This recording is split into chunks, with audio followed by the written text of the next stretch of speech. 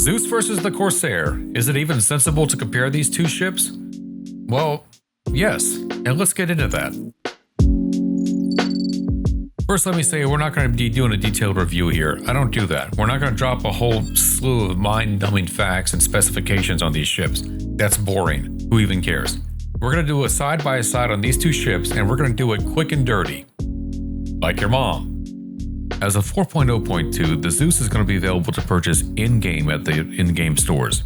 Now you may be thinking, well, these two ships don't actually compare. They're in completely different classes. Well, prepare to be surprised.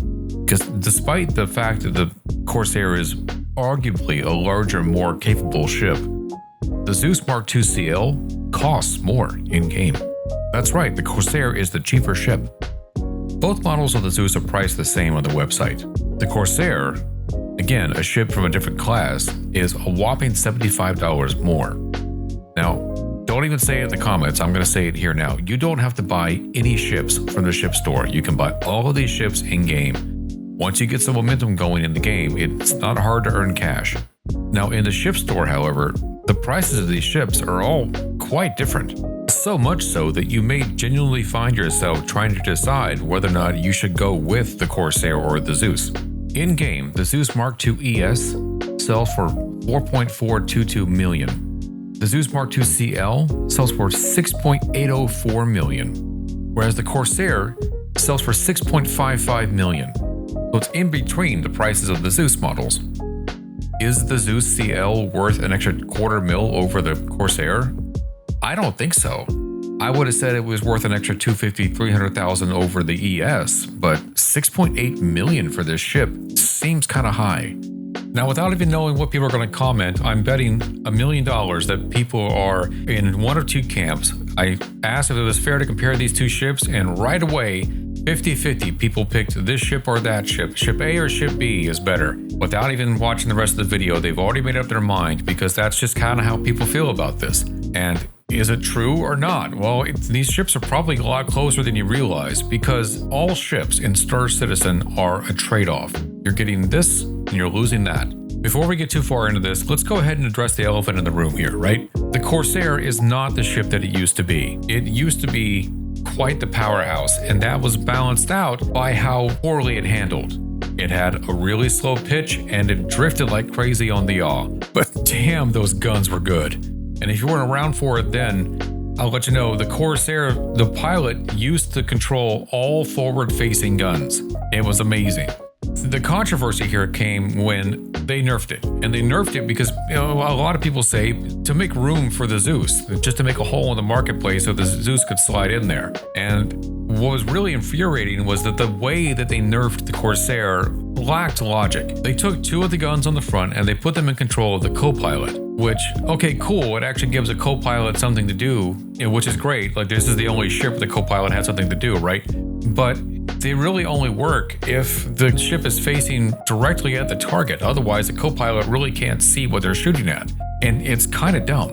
Also, the co-pilot seat is just about the most useless chair in the game. And if you're co-pilot, you may as well just be taking a nap or watching TikToks. It's just a little weird that they chose the Corsair's nerf time to start caring about whether or not the co-pilot was involved in flying the ship. Now, these two ships, they're not even in the same size class. The Zeus is a medium ship, Corsair is a large ship. Even though they are in different classes, the Zeus is a big medium. Now, let's not lose track of just how large both of these ships actually are. Even for a big medium, the Zeus is still smaller than the Corsair, in quite a few ways. Let's talk about the similarities where both of these ships shine. Both ships have 3 points of ingress and egress. They have an entry behind the cockpit, they each have a porthole airlock, and they each have a large bay door for the cargo area. As a large ship, the Corsair fits an Ursa.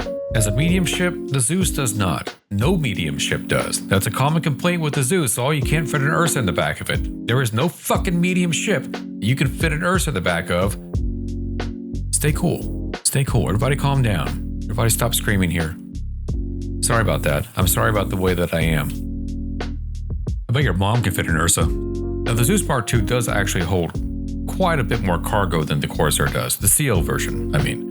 Not that it really matters, because these numbers are all just an exercise on paper, right? You can't actually fit all of the cargo into your ship anymore, not since the half-ass physicalized cargo refactor dropped. And someone's gonna get the comments and be talking about, well, if you want to carry more cargo, buy a Taurus. Well, fuck you. You can't fill a Taurus up with all the cargo it can hold either, can you? Not unless you're gonna hump 1/8 SU boxes into the back of the ship, right? So shut the fuck up. And both of these ships hold the same components across the board. It's all size 2. Except for one thing. The Zeus carries 3 size 2 shield generators, and the Corsair has 1 size 3 shield generator. So in my estimation, and this is one regard in which the Zeus wins, because you can mix match your shield generators and min-max all of your hit point versus regeneration stats. But the Corsair has 3 turrets to the 1 turret that the Zeus has. Something I don't think people realize about the Corsair is you can actually downgrade these missile racks and replace it all with 8 size 1 missiles on each rack, so you can get 32 total. You can turn this whole ship into a missile boat. If you outfit it with each missile type, you can fire full array salvos, and you can do that 10 times, so huge win for the Corsair. I'm not going to mention the tractor beam though on the Zeus, because I think all the ship tractor beams are stupid and janky and useless, except for the one on the whole sea. Oh shit, I did just mention the tractor beam, didn't I? Forget I said that. I could go back and forth on this all day long, but essentially these two ships do the exact same thing. They provide access to small crew multiplayer gameplay loops, or at least that's the case since the Corsair was nerfed. Back when the Corsair was super powerful and you could do ERTs solo in one of these, that was a different game. And that's a fucking shame. The Corsair is more or less geared towards the pirate market, right? And pirate ships in Star Citizen, they should be dangerous.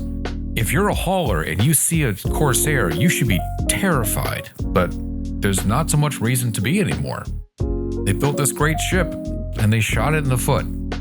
So ultimately it comes down to your personal preference. Which one of these would you prefer?